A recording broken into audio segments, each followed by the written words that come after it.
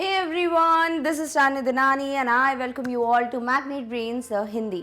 जैसे कि आप ऑलरेडी जानते हैं कि हम बिगिन कर चुके हैं 2 स्टोरीज अबाउट फ्लाइंग का second part that is the black aeroplane. But अब इसी चैप्टर की जो समरी है, जो सारांश है, वो हमें देख लेना चाहिए। अभी इसके 2 रीजंस हैं। सबसे पहली चीज़ कि अगर आपने डिटेल्ड एक्सप्लेनेशन नहीं देखा है, जो इसके जस्ट प्रीवियस वीडियो की बात कर रही हूँ मैं, तो डेफिनेटली आपने बहुत सारे इंपॉर्टेंट वर्ड्स या फिर जो लाइन बाय लाइन या जो बिल्कुल deep with in the lines, यानी कि जो बिल्कुल लाइन्स के बीच का जो मीनिंग दिया होता है, वो सारी चीज़ें मिस कर दी हैं। सो दैट्स वाई उसको एक बार और अच्छे से रिवाइज करने के लिए हम देख लेते हैं समरी। सेकेंडली, अगर आपको कभी भी ऐसा होता है कि ऑलरेडी चैप्टर तो डन है बट वॉट इफ अगर मुझे सब कुछ बहुत ही बिल्कुल crisp, short, sweet, beautiful form में पढ़ना है, देन समरी जो है वो बेस्ट तरीका है, राइट। बट इसके पहले कि हम इस टॉपिक को बिगिन करें, मैं आपको 2 से 3 इंपॉर्टेंट चीज़ें बता देती हूँ। सबसे पहले कि मैग्नेट ब्रेन्स पे सिर्फ 1-2 क्लासेस के जो वीडियोस हैं या फिर सिर्फ 1-2 वीडियोस अवेलेबल नहीं हैं, बल्कि आपको जो भी क्लासेस की, जो भी सब्जेक्ट्स की प्रिपरेशन करनी है,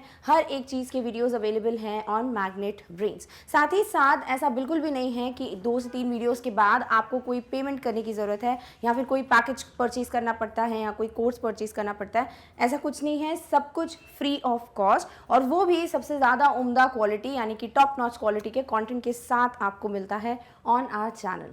साथ ही साथ अगर आप ये सारे वीडियोस को बहुत आसानी से इजीली एक्सेस करना चाहते हो, अगर आप ये चाहते हो कि सब कुछ आपके सामने एक प्रॉपर ऑर्डर में अरेंज्ड हो, आपको ज़्यादा सर्च करने की ज़रूरत ना पड़े, तो उसके लिए भी एक बेस्ट जो विकल्प है, जो बेस्ट ऑप्शन है, वो है वेबसाइट विजिट करना। अब वेबसाइट विजिट कैसे करना है या फिर क्यों करना है, और वेबसाइट पर जाकर जितने भी वीडियोज़ हैं उन्हें एक्सेस कैसे करना है, वो सब के बारे में हम बात करेंगे, बट कब, इस वीडियो के अंत में। बट अभी के लिए हमको बिगिन करना चाहिए आज का टॉपिक, जो होने वाला है सारांश या फिर समरी किस चैप्टर की, ब्लैक एरोप्लेन की। तो देखो, जिसने भी प्रीवियस वीडियो देखा है उनको पता होगा कि ब्लैक एरोप्लेन एक बहुत ही ज़्यादा मिस्टीरियस सी, बहुत ही ज़्यादा रहस्यमयी टाइप की कहानी है, क्योंकि पता ही नहीं चलता कि भैया ये ब्लैक एरोप्लेन था कौन, कौन था वो pilot of black aeroplane. Black aeroplane जैसा कुछ था भी कि नहीं, और अगर था तो फिर टुवर्ड्स द एंड, यानी कि बिल्कुल स्टोरी जब खत्म होती है, तब पता क्यों नहीं चलता कि वो पायलट कौन से थे या फिर वो रेडार पे क्यों नहीं दिखते।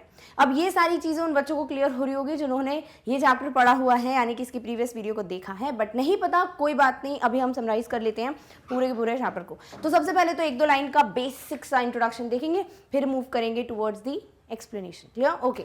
So the story Black Aeroplane is written by Frederick Forsyth. It is a mystery built around the black aeroplane and its pilot. तो सबसे पहली बात, लिखा किसने है इस कहानी को?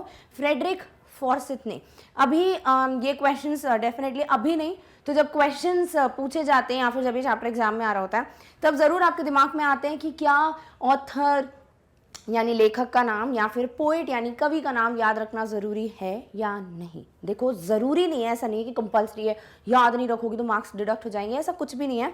बट हाँ, अगर दूसरों के आंसर्स से खुद के आंसर्स को थोड़ा अलग बनाना है, थोड़ा हटके बनाना है, तो ऐसा कुछ स्टार्ट करना बहुत अच्छा रहता है कि आप लिख दो कि भैया ये जो आंसर है वो the story black aeroplane written by Frederick Forsyth से लिया गया, ठीक है। तो ये सारी चीज़ें जो है ना, ये छोटी छोटी चीज़ें जो बहुत अलग होती हैं, उनको अगर आप अपने आंसर्स में मेंशन करते हो तो आपके आंसर्स बाकियों के आंसर्स से थोड़े अलग लगते हैं। इसीलिए ऑथर या पोएट का नाम ध्यान में रखना ज़रूरी तो नहीं, बट एक अच्छी बात है। क्लियर? सो ब्लैक एरोप्लेन लिखा है फ्रेडरिक फॉर्सिथ ने। साथ ही साथ ये एक रहस्य है, ये एक मिस्ट्री है, जो किस पे बेस्ड है? Built around the black aeroplane and it's pilot. तो एक ब्लैक एरोप्लेन है, ठीक है, और उसमें एक पायलट है। ऑब्वियसली अब एरोप्लेन फ्लाई होगा तो एक पायलट ज़रूर होंगे। तो इस ब्लैक एरोप्लेन और उसके पायलट से रिलेटेड ये स्टोरी जो है वो रिवॉल्व करती है, घूमती है, और इस स्टोरी में एक जो क्वेश्चन है टुवर्ड्स दी एंड, उसका आंसर नहीं मिलता है। तो जो भी चीज़ें ऐसी होती है जो आपको समझ नहीं आता कि इसका क्या रीज़न होगा या क्या हुआ होगा या क्या, कौन थे वो कैरेक्टर, तो ये सारी चीज़ें जो हैं वो एक रहस्य क्रिएट करती हैं, सॉर्ट ऑफ मिस्ट्री क्रिएट करती है। इसीलिए स्टोरी को मिस्टीरियस कहा गया है। बार बार ये वर्ड, ये लाइन पढ़ते हो आप एवरीवेयर, हर जगह। क्यों? बिकॉज क्वेश्चन आता है कि क्या आप बोल सकते हो कि ब्लैक एरोप्लेन एक मिस्टीरियस स्टोरी है? इफ़ येस, प्रूफ करो। तो डेफिनेटली ये सारे छोटे छोटे पॉइंट्स जो हैं उनको कंबाइन कर आंसर में आप प्रूफ कर सकते हो। क्लियर? ओके, चलिए अब इसी को हिंदी में पढ़ते हैं। कहानी ब्लैक एरोप्लेन फ्रेडरिक फॉर्सिथ द्वारा लिखी गई है और यह काले हवाई जहाज यानी कि ब्लैक एरोप्लेन और उसके पायलट के इर्द गिर्द बनाकर एक रहस्य है। तो ये पूरा जो रिवॉल्व करा है स्टोरी वो ब्लैक एरोप्लेन के पायलट और ये ब्लैक एरोप्लेन, ठीक है, उसके इर्द गिर्द घूमता है। अभी इस एरोप्लेन को ब्लैक ही क्यों बोला है, क्योंकि जो सबसे कॉमन पॉइंट है वो ये है कि हर एक एरोप्लेन के जो विंग्स होती हैं, जो पंख होते हैं, उस पर लाइट्स ज़रूर होती हैं, ठीक है।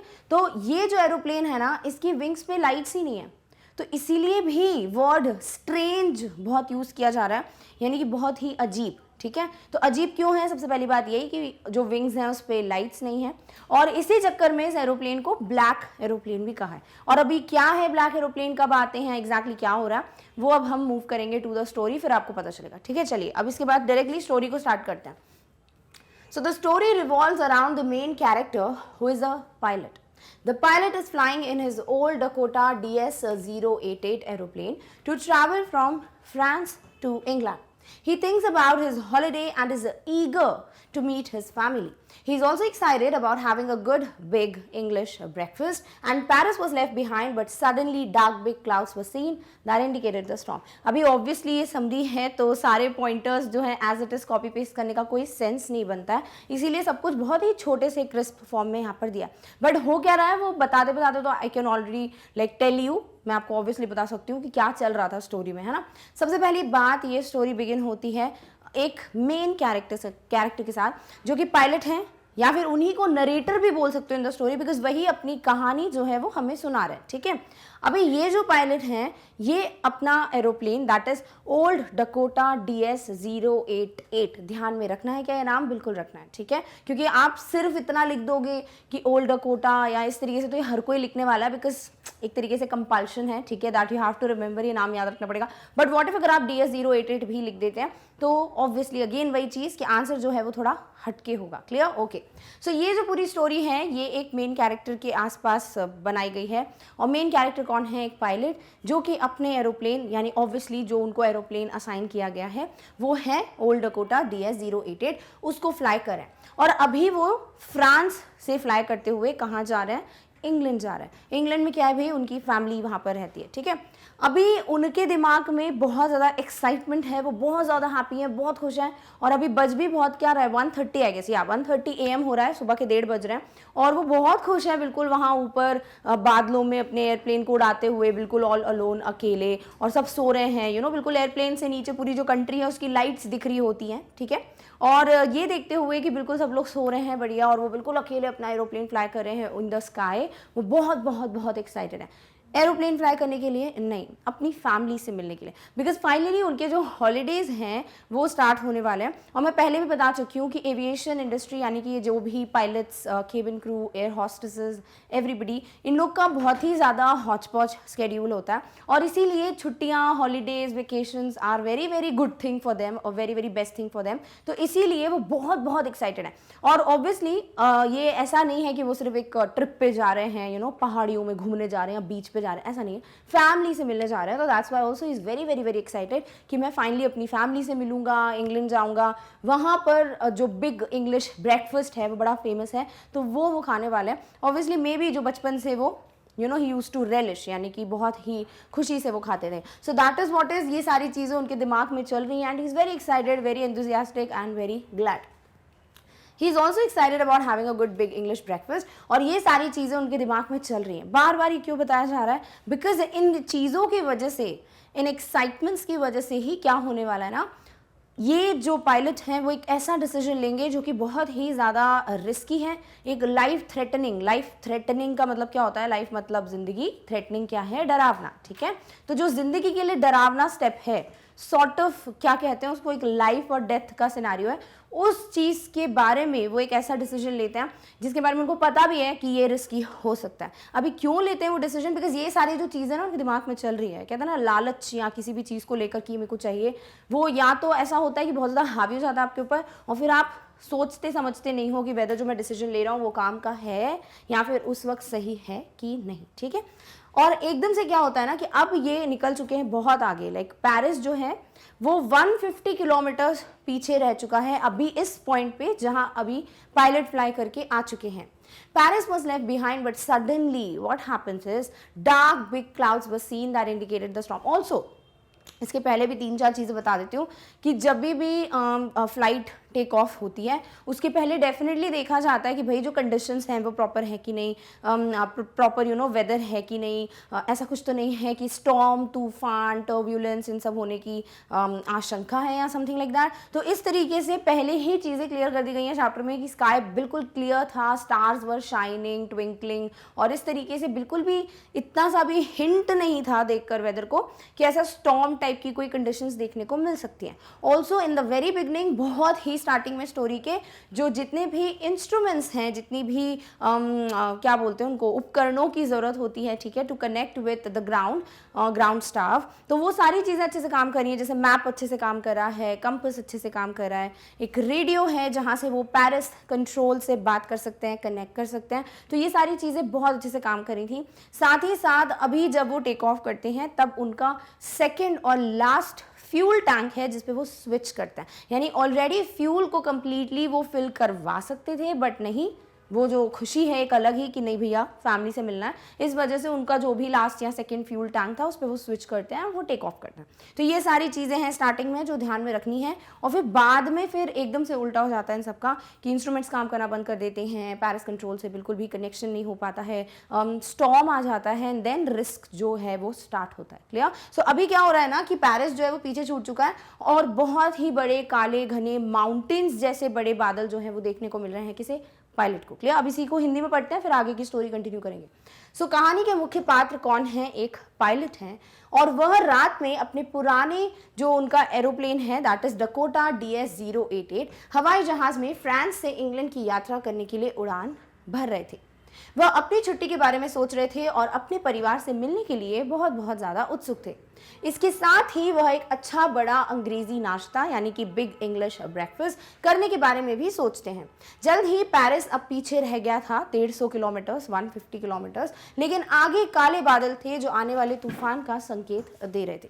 सो डेफिनेटली अभी ये सारी चीज़ें ऑब्वियसली मैंने भी क्लियर कर दी हैं थोड़ी देर पहले, ठीक है, कि कैसे जो पायलट हैं वो बहुत ज़्यादा एक्साइटेड थे अपनी फैमिली से मिलने के लिए, इंग्लिश ब्रेकफास्ट एंजॉय करने के लिए, इंग्लैंड पहुँचने के लिए, और जो भी इंस्ट्रूमेंट्स थे अभी मैंने स्टार्टिंग बता दिया सब काम कर रहे थे, वो कनेक्ट भी करते हैं पेरिस कंट्रोल के साथ, कंपास काम करता है, मैप काम करता है, साथ ही साथ वो अपनी एक जो बहुत ही हैप्पी सी जर्नी है उसके लिए स्टार्ट कर चुके हैं, लाइक वो टेक ऑफ कर चुके हैं और अभी 150 किलोमीटर तक everything was cool, everything was good. But एकदम से क्या होता है कि अब काले बादल उनको देखने को मिलते हैं जिससे एक तूफान का संकेत मिल रहा है। Clear? Okay. The pilot couldn't fly around the clouds as he had no sufficient fuel and he couldn't even fly into the storm as it was risky.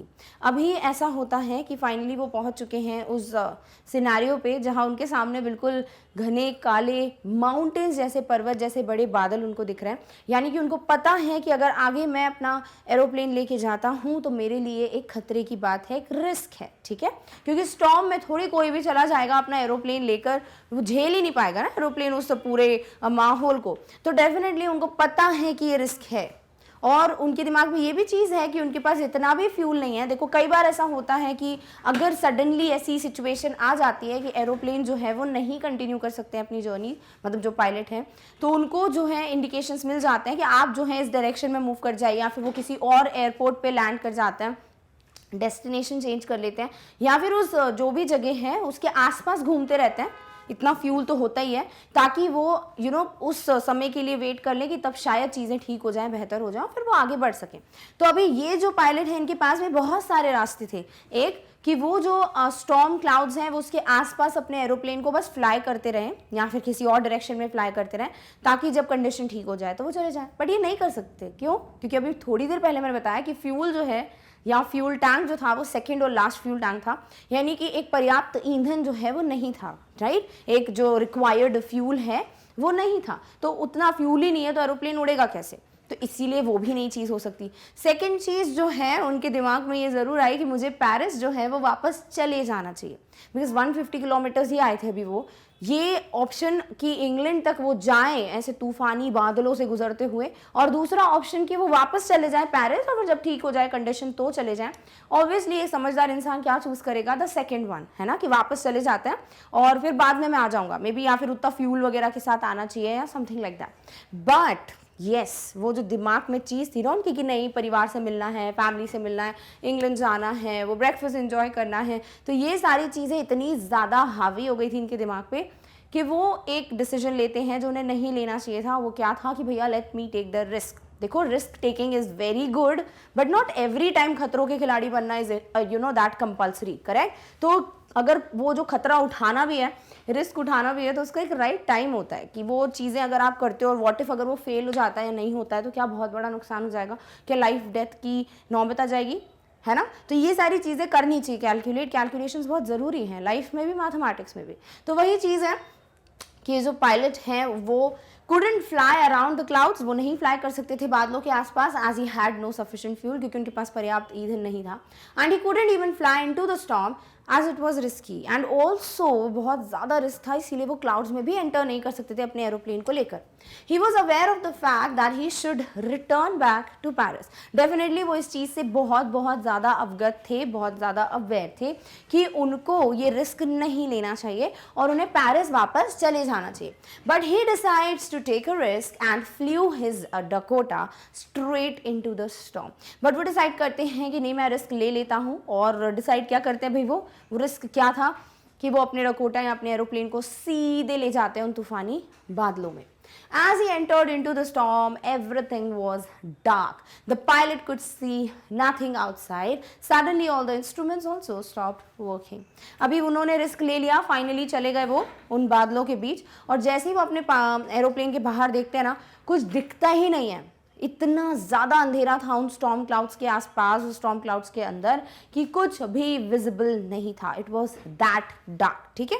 और एकदम से क्या होता है ना, जब वो कोशिश करते हैं कि वो मैप चेक कर लें या कंपास चेक कर लें ताकि उनको डायरेक्शन पता चल जाए, कुछ भी काम नहीं करता है, सब कुछ स्टॉप्ड वर्किंग। इवन आगे जाके भी पढ़ेंगे, कंटिन्यू करेंगे वैसे, कि जो पेरिस कंट्रोल से कनेक्शन था रेडियो के थ्रू, वो भी नहीं हो पा रहा था। एवरीथिंग जस्ट, बोलते ना एकदम से सारी मुसीबतें एक साथ आ गई, तो वो सब कुछ हो रहा था पायलट के साथ। बट वो उनकी गलती है, रिस्क लेना ही नहीं था। अगर एक ऑप्शन था कि पेरिस वापस चले जाते, तो ये सारी चीज़ें जो हैं वो होने लग चुकी हैं। यानी ये चीज़ें हैं जो कंडीशंस हैं जिसकी वजह से रिस्क जो है या रिस्क फैक्टर जो है वो बहुत ज़्यादा है, और ये बहुत अच्छे से विजिबल है। क्लियर। अब इसी का एक्सप्लेनेशन पढ़ते हैं हिंदी। पायलट बादलों के आसपास नहीं उड़ सकते थे क्योंकि उनके पास पर्याप्त ईंधन नहीं था, और वह तूफान में भी नहीं उड़ सकते थे क्योंकि यह जोखिम भरा था, करेक्ट। तो उनके पास दो चीज़ें थी, या तो आसपास मूव करते उन क्लाउड्स के, नहीं कर सकते, फ्यूल ही नहीं है, ईंधन ही नहीं है। साथ ही साथ उन क्लाउड्स में एंटर करके उड़ सकते थे, बट वो भी नहीं करना चाहिए था क्योंकि इट वॉज वेरी रिस्की, बहुत ज़्यादा खतरा था उसमें। वह इस तथ्य से अवगत थे कि उन्हें वापस पेरिस लौट जाना चाहिए। तो वो इस फैक्ट से बहुत अच्छे से अवेयर थे, बहुत अच्छे से अवगत थे, उनको बहुत अच्छे से बात पता थी कि उन्हें वापस पेरिस चले जाना चाहिए। लेकिन उन्होंने जोखिम लेने का फैसला किया और अपने एरोप्लेन या हवाई जहाज डकोटा को सीधे तूफान में उड़ा दिया।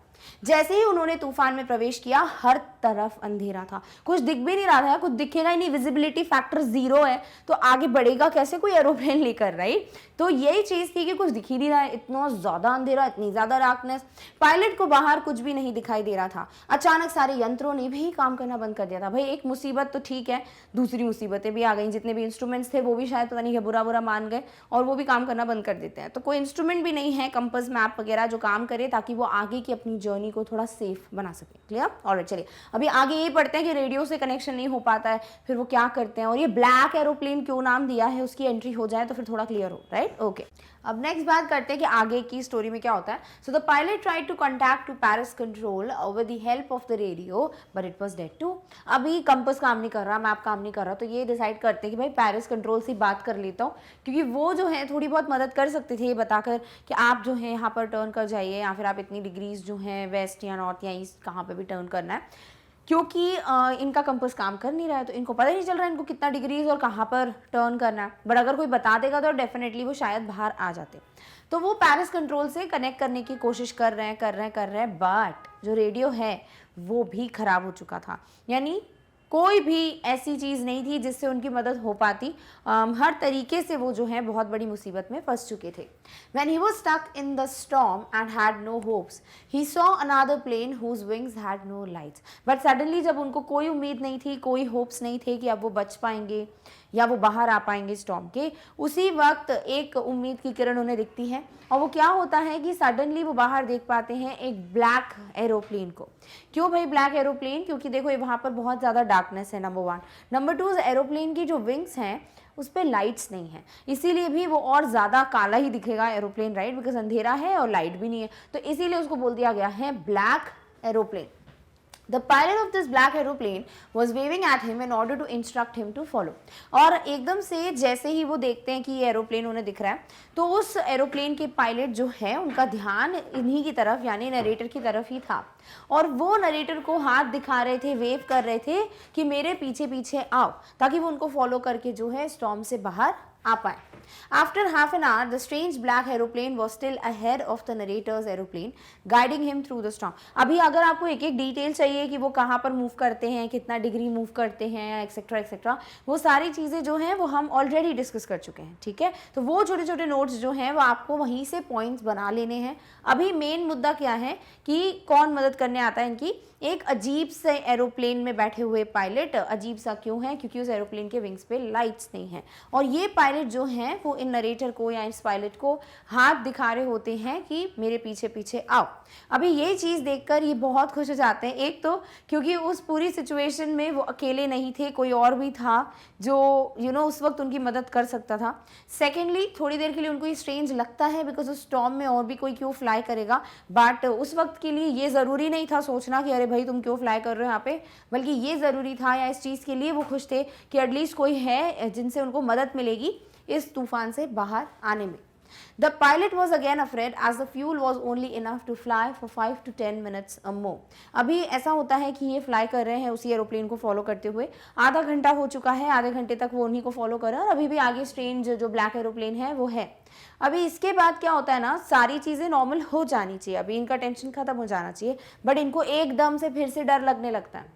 क्यों? क्योंकि वो देखते हैं कि जो फ्यूल है वो सिर्फ 5 से 10 मिनट्स और फ्लाई करने के लिए ही पर्याप्त है, उतना ही फ्यूल टैंक में बचा हुआ है जिससे ये एरोप्लेन 5 से 10 मिनट की और उड़ान भर सकता है। अदरवाइज अगर 10 मिनट के अंदर अंदर ये सेव नहीं हो जाते हैं, ये लैंड नहीं करते हैं एयरपोर्ट पे, देन डेफिनेटली कुछ भी हो सकता था। It was very very risky. But क्या होता है, वो 5-10 मिनट के पहले पहुंच जाते हैं या नहीं वो आगे पढ़ेंगे, बट इसको पहले हिंदी में डिस्कस करते हैं। सो पायलट ने रेडियो की मदद से पैरिस कंट्रोल से बात करने की कोशिश की, लेकिन वो भी काम करना बंद कर चुका था।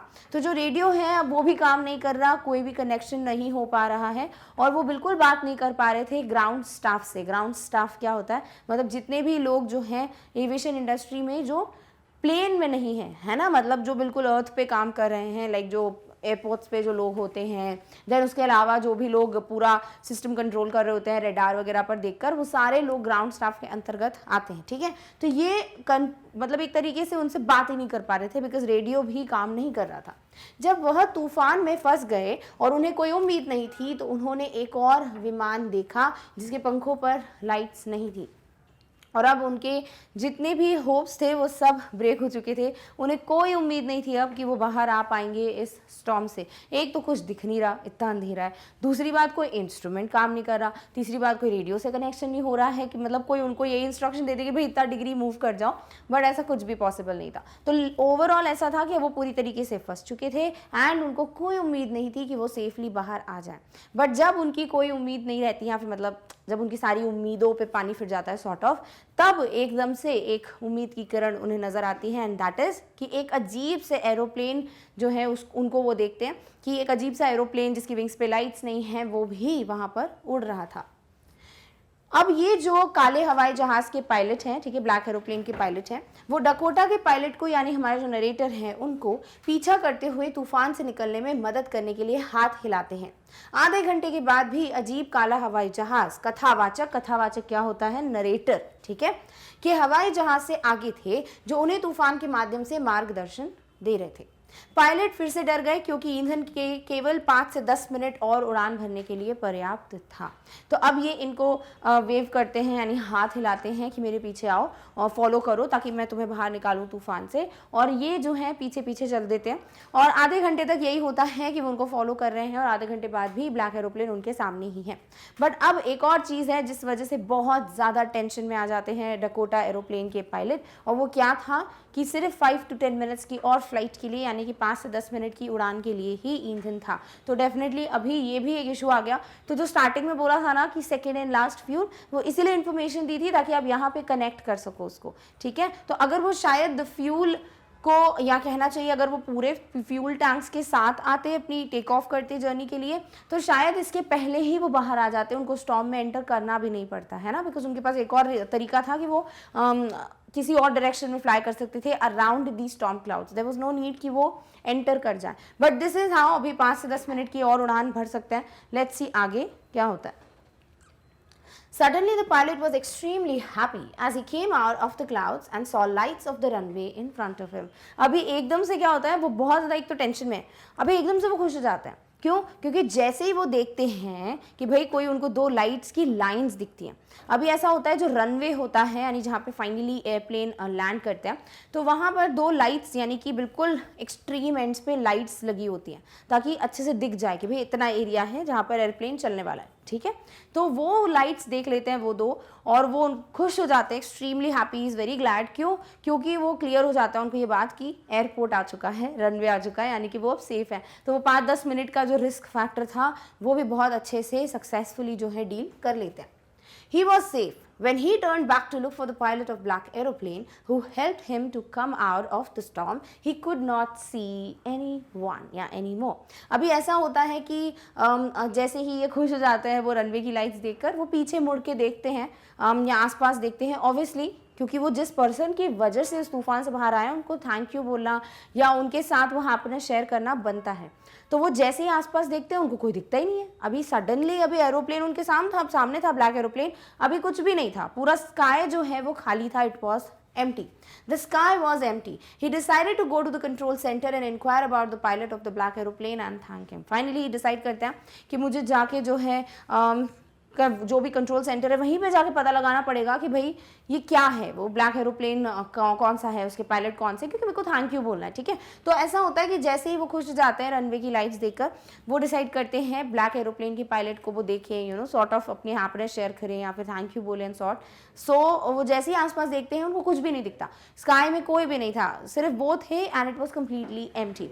तो ये चीज़ देखकर वो थोड़े शॉक्ड हो जाते हैं, बट ठीक है, अभी वो लैंड कर रहे हैं और लैंड करते से ही वो अपने एयरप्लेन को जो भी उसकी डिफाइंड पोजीशन है, ठीक है, जो भी असाइंड पोजीशन है वहाँ पर नहीं रखकर क्या करते हैं, सीधे सीधे उस एयरप्लेन को वहीं छोड़ देते हैं और भागते हैं कंट्रोल सेंटर की तरफ। क्यों? क्योंकि अभी उनके लिए बहुत इंपॉर्टेंट है कि जिसने उनको ये सॉर्ट ऑफ लाइफ दी है, न्यू लाइफ है ना, उनकी जान बचाई है, तो उनसे जाके वो थैंक यू तो बोले, इतना तो बनता है। तो इसीलिए उनके बारे में इंक्वायर करने के लिए, उनके बारे में जानकारी प्राप्त करने के लिए वो कंट्रोल सेंटर जाते हैं, ठीक है। All right.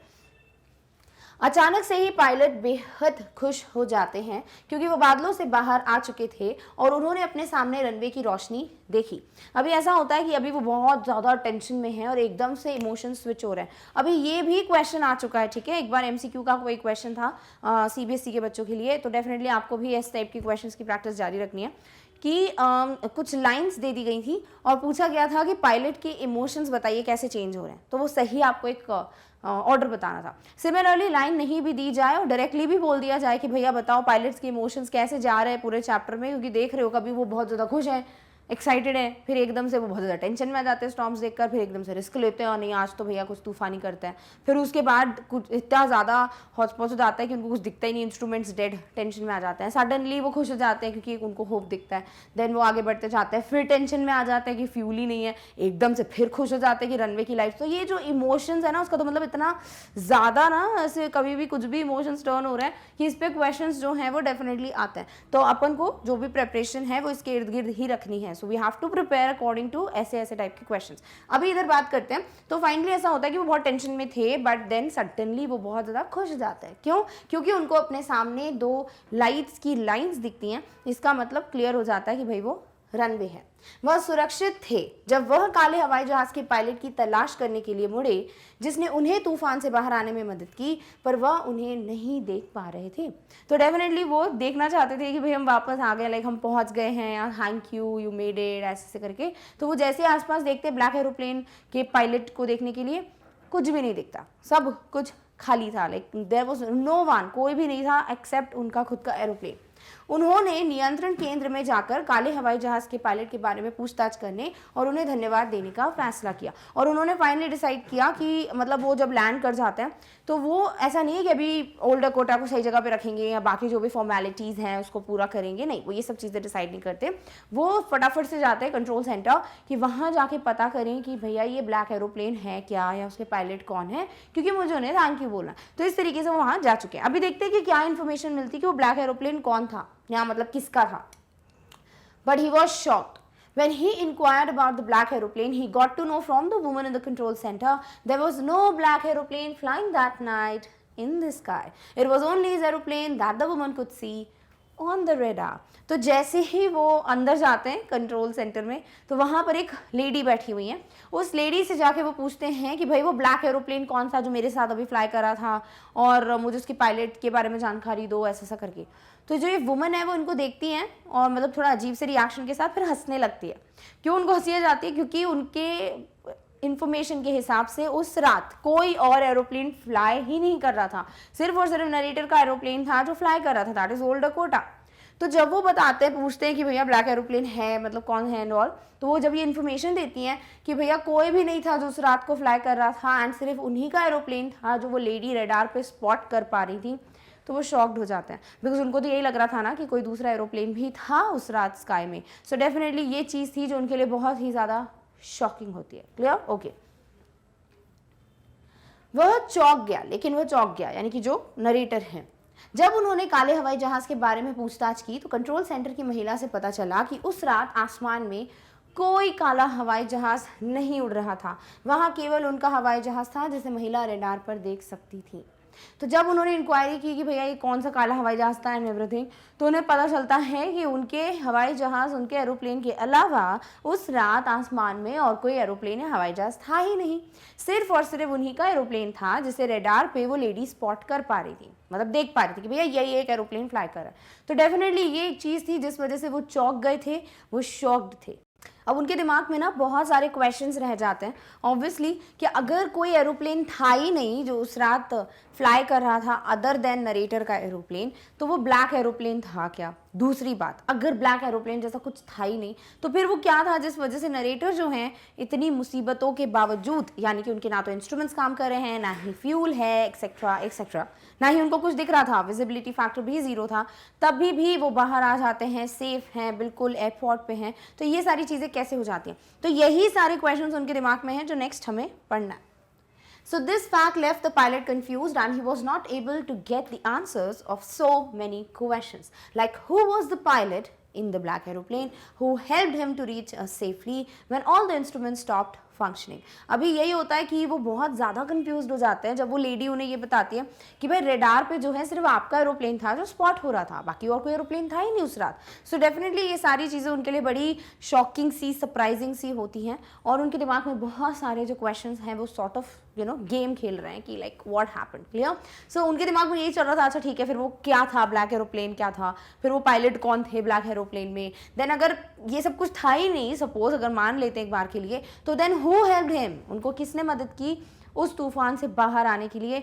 इन सब चीज़ों के बावजूद कि कुछ भी नहीं था जो उनका मदद कर सकता, लाइक कोई फ्यूल क्या मतलब बिल्कुल भी फ्यूल नहीं था, देन उसके बाद कोई इंस्ट्रूमेंट्स या उपकरण काम नहीं कर रहे थे, बट वो बाहर आ जाते हैं। तो ये सारे questions are running in his mind.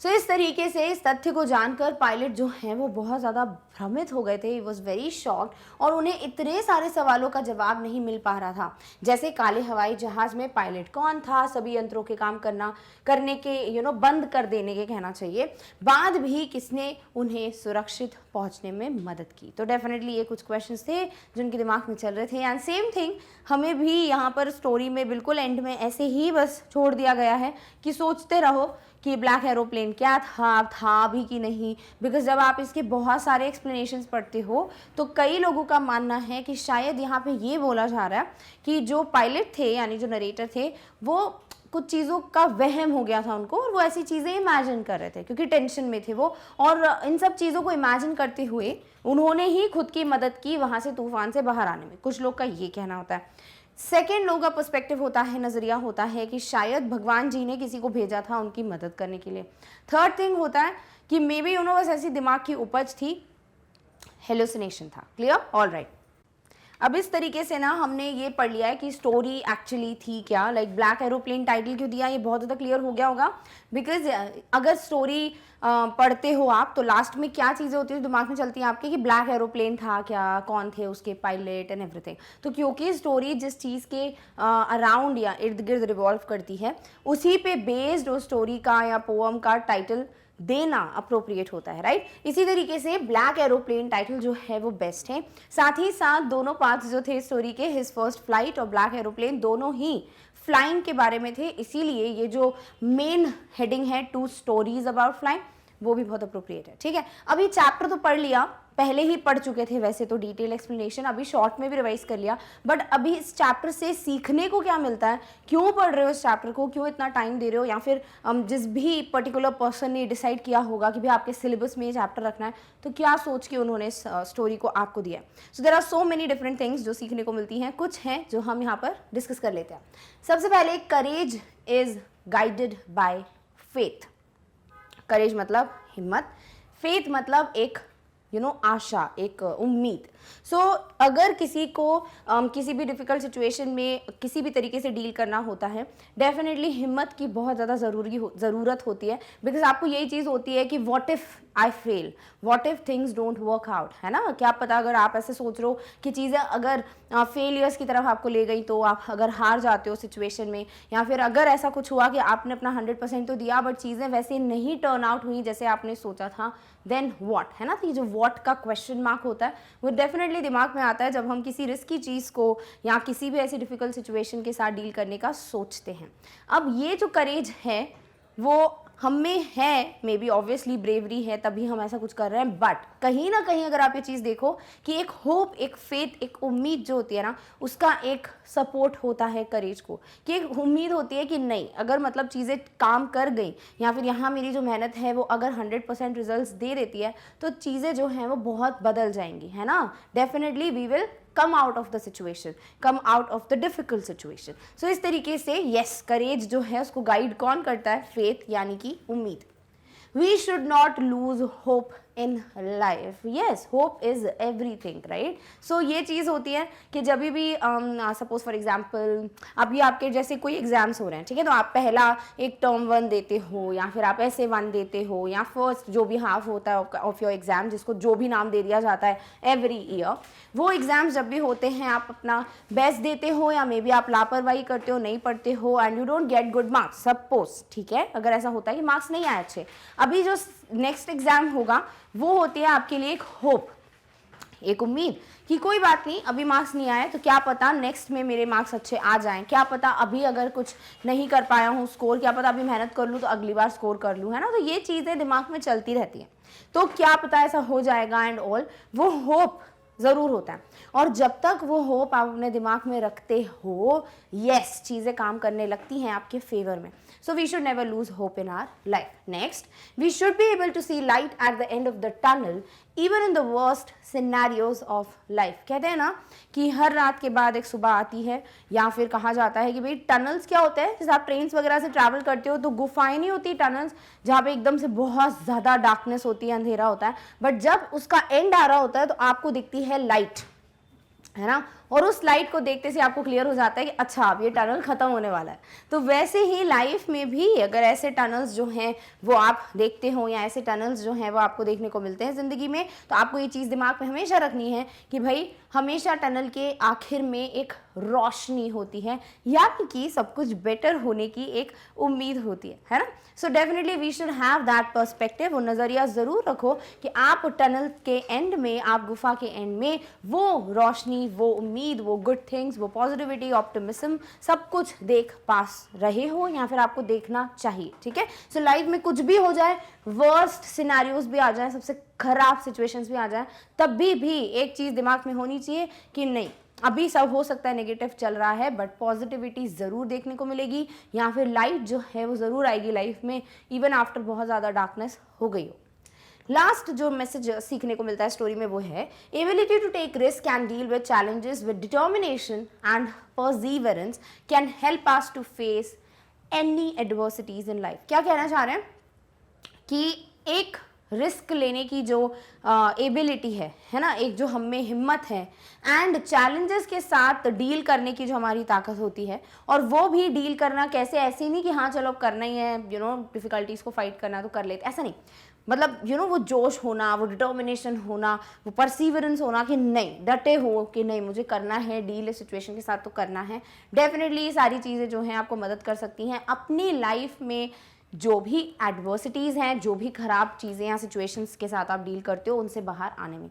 सो ये सारी चीज़ें हैं कि रिस्क लेने की एबिलिटी हो, और मन में अगर ठान लिया है कि नहीं फाइट बैक करूँगा इन चीज़ों के साथ, डेफिनेटली आप चेंजेस देख पाओगे। क्लियर? अब इसी को हिंदी में पढ़ लेते हैं, then we'll end the video. So इस तरीके से ये कुछ मैसेजेस हैं, हिंदी में पढ़ लेते हैं जो हमें सीखने को मिल रहे हैं।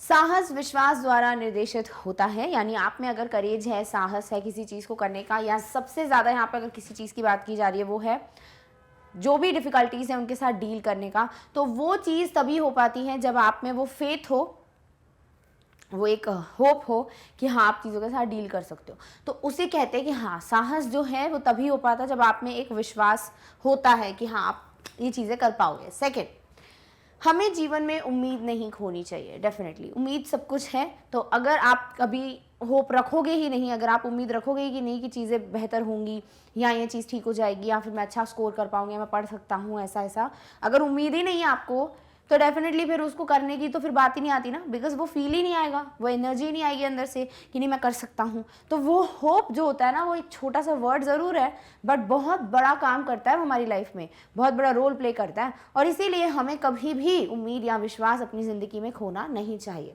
हमें जीवन के सबसे बुरे परिदृश्य में भी सुरंग के अंत में प्रकाश देखने में सक्षम होना चाहिए। लाइफ में कितना भी कुछ भी डिफिकल्ट हो जाए, बट वो टनल, वो जो सुरंग है, उसके आखिर में रोशनी की किरण ज़रूर देखने को मिलती है। यानी लाइफ कितनी भी अंधेरे में हो, कितनी भी डिफ़िकल्टीज़ हो, कितनी भी परेशानियों से घिरी हुई हो, फिर भी आखिर में उस परेशानी के ख़त्म हो जाने के बाद बहुत कुछ बेहतर हो जाता है। एक अच्छी लाइफ जो है वो आपका वेट ज़रूर करती है। तो एक टनल, एक सुरंग के आखिर में, एंड में रोशनी ज़रूर देखने को मिलती है। यानी अंधेरे के बाद रोशनी या रात के बाद सवेरा, ये सब चीज़ें जो हैं वो सिर्फ सुनने के लिए या पढ़ने के लिए नहीं बनाई गई हैं, बल्कि इनको लाइफ में फॉलो भी करना चाहिए। ऐसा हमें इस चैप्टर से सीखने को मिलता है। फिर पढ़ते हैं लास्ट जो मैसेज है, जोखिम यानी रिस्क लेने की क्षमता और दृढ़ संकल्प और दृढ़ता के साथ चुनौतियों से निपटने की क्षमता हमें जीवन में किसी भी प्रतिकूलता का सामना करने में मदद कर सकती है। यस, अगर आप दृढ़ हो, आपने एक संकल्प कर लिया है, ठान लिया है तो ठान लिया है कि आप रिस्क ले सकते हैं, और आप अपनी चीज़ों के साथ डील कर सकते हो, डेफिनेटली आपको उसका जो एक पॉजिटिव रिजल्ट है, आउटकम है, वो देखने को ज़रूर मिलता है। सो इस तरीके से ये कुछ चीज़ें हैं जो ले दे के होप के अराउंड ही रिवॉल्व कर रही हैं, जो ब्लैक एरोप्लेन चैप्टर में बहुत अच्छे से इन डिटेल एक्सप्लेन किया गया है। सो आई होप आपको ये सारे मैसेजेस क्लियर हो गए हैं और आप इन्हें फॉलो ज़रूर करोगे अपनी लाइफ में। डन। सो इस तरीके से हम पढ़ चुके हैं इस चैप्टर की summary, we are done with it. हमें क्लियर हो गए हैं सारे इंपॉर्टेंट पॉइंट्स, हमें क्लियर हो गया है चैप्टर का नाम क्यों है ब्लैक एरोप्लेन और क्या सीखने को मिलता है, हर एक चीज़ क्लियर हो गई है। तो अगर कोई क्वेश्चन ऐसा आता है मैसेज रिलेटेड तो डेफिनेटली आप उसको आंसर कर लोगे। सो इस तरीके से हम इस टॉपिक के डिस्कशन के एंड में तो आ चुके हैं, बट बिल्कुल शुरुआत में मैंने आपसे एक चीज़ का वादा किया था कि मैं आपको वेबसाइट के बारे में थोड़ा बहुत बता दूंगी, ताकि आप जो भी वीडियो देखना चाहते हैं उन सब वीडियोज़ को बिना ज़्यादा टाइम वेस्ट किए, या बिल्कुल भी टाइम वेस्ट नहीं होगा, इनफैक्ट आप थोड़ा सा टाइम इन्वेस्ट ही करोगे, जिसके थ्रू आप बहुत सारे वीडियोज़ को एक्सप्लोर भी कर पाएंगे और ईजिली आप वीडियोज़ कैसे देख सकते हैं वो भी जान पाएंगे। तो देखिए दो तरीके होते हैं, या तो आप सीधे गूगल पे टाइप कर दीजिए magnetbrains.com, जो हमारे वेबसाइट का नाम है। जैसी वेबसाइट खोलोगे वो आपके सामने जो आगे की डिटेल्स है वो मैं भी बता दूंगी, या फिर इसी वीडियो के डिस्क्रिप्शन बॉक्स में जाते हो अगर तो आपको एक लिंक मिल जाती है, बहुत सारी लिंक्स हैं वैसे, उसमें वेबसाइट की लिंक आपको देखने को मिलेगी। जैसे आप क्लिक करेंगे आपके सामने जो है वेबसाइट का पेज ओपन हो जाएगा। तो आप जो है किसी भी एक तरीके से वेबसाइट को ओपन कीजिए। जैसे ही ओपन करेंगे देखिए आपके सामने ये जो पेज है वो डिस्प्ले होता है। अब इस पेज पे आपके सामने सारी चीज़ें एक ऑर्डर में होती हैं। ये एक रीज़न है जिस वजह से वेबसाइट से चीज़ों तक पहुंचना, वेबसाइट से वीडियोस तक पहुंचना बड़ा आसान हो जाता है। बिकॉज फिर जो आपके दिमाग में था सिर्फ कि मुझे ये पढ़ना है, सिर्फ वही नहीं पढ़ोगे, बल्कि आप और भी चीज़ें हैं जो सीख के जाओगे। जैसे अगर कोई भी स्टूडेंट सीबीएसई को बिलोंग करता है, या फिर आपके कोई फ्रेंड्स हैं जो सीबीएसई को बिलोंग करते हैं, या फिर आपको लगता है कि नहीं कोई सब्जेक्ट ऐसा है जो मुझे पढ़ना है इंग्लिश मीडियम की वीडियो से, आप यहाँ क्लिक कीजिए, आपके सामने सारी क्लासेस आती हैं किंडरगार्टन से क्लास 12 तक। और साथ ही साथ आप जैसी क्लास पे क्लिक करते हैं सब्जेक्ट्स की लिस्ट आती है, सब्जेक्ट चूज कीजिए, टॉपिक्स आएंगे, टॉपिक्स को जो भी पढ़ना है उसको चूज कीजिए और वीडियो प्ले होना स्टार्ट हो जाएगा। सो इस तरीके से सब कुछ ऑर्डर में होता है, आपको टाइप नहीं करना पड़ता, सिर्फ क्लिक करने में हार्डली कुछ सेकंड्स लगेंगे, सारे क्लिक्स को मिला लो तो इस तरीके से कुछ सेकंड्स के बाद आप वीडियोस तक पहुंच जाएंगे। सिमिलरली अगर आप एनटीएससी या ओलंपियाड जैसे एग्जाम्स की प्रिपरेशन करना चाहते हो, आप बिल्कुल राइट प्लेटफॉर्म पे हो, बिकॉज यहाँ पे एनटीएससी ओलंपियाड जैसे एग्जाम्स की वीडियोस की प्रेपरेशन, लाइक एग्जाम्स की प्रेपरेशन वीडियोस के थ्रू बहुत इजीली हो जाती है। बिकॉज हर एक जो एग्जाम है, एनटीएससी हो, ओलंपियाड हो या कोई भी एग्जाम हो, सब कुछ फ्री ऑफ कॉस्ट अवेलेबल है, किसी भी चीज़ का चार्ज नहीं लगेगा। साथ ही साथ अगर आप किसी स्टेट बोर्ड को बिलोंग करते हो, आप किसी हिंदी मीडियम के थ्रू वीडियो देखना चाहते हो, उसके लिए भी आपके पास एक सेपरेट यहाँ पर डिस्क्रिप्शन दिया हुआ है। अब क्या करो, कुछ भी एक सिलेक्ट कर लो, जैसे आपने डिसाइड कर लिया मुझे हिंदी मीडियम की वीडियोस देखना है, क्लिक करो। जैसे क्लिक करोगे आपके सामने उसके रिलेटेड जो सब्जेक्ट्स हैं उसकी लिस्ट आ जाएगी। जैसे आप गणित पढ़ना चाहते हैं, सामान्य अंग्रेजी की कौन सी बुक पढ़ना चाहते हो, या फिर सामाजिक विज्ञान पढ़ना चाहते हो, आप बस क्लिक करो। जैसे आपने क्लिक किया फर्स्ट फ्लाइट पे, जैसे ही क्लिक करोगे आपके सामने उससे रिलेटेड टॉपिक्स की लिस्ट आएगी। अब क्लिक कर दीजिए टॉपिक पे, जैसे आपने पाठ्यक्रम परिचय पे क्लिक किया, सिलेबस ओवरव्यू पे, आपके सामने उसका जो वीडियो है वो प्ले होना स्टार्ट हो जाता है। इतना आसान होता है वीडियोस तक पहुंचना सिर्फ और सिर्फ वेबसाइट की हेल्प से। सो आई होप आप डेफिनेटली वेबसाइट चेक करोगे ताकि आप और भी चीज़ें जो हैं वो पढ़ सके। इस चैनल से कई ऐसी डिफरेंट सीरीज चल रही हैं, कई एंटरटेनमेंट वीडियोस भी हैं जहां आप बहुत सारी चीज़ें सीख जाते हो बिल्कुल हंसते खेलते हुए। तो बहुत सारी चीज़ें हैं, डेफिनेटली आपका फर्ज बनता है कि आप एक बार वेबसाइट पे जाकर जरूर चेक करें सारे वीडियोज़ को। सो इस तरीके से हम वेबसाइट का डिस्कशन कर चुके हैं। आई होप आपको सब कुछ क्लियर हो गया है। Done, okay. Now next thing is कि मैग्नेट ब्रेन्स हिंदी जो चैनल है, I know everybody is aware of it, आप अभी वीडियोस उसी चैनल पे देख रहे हैं।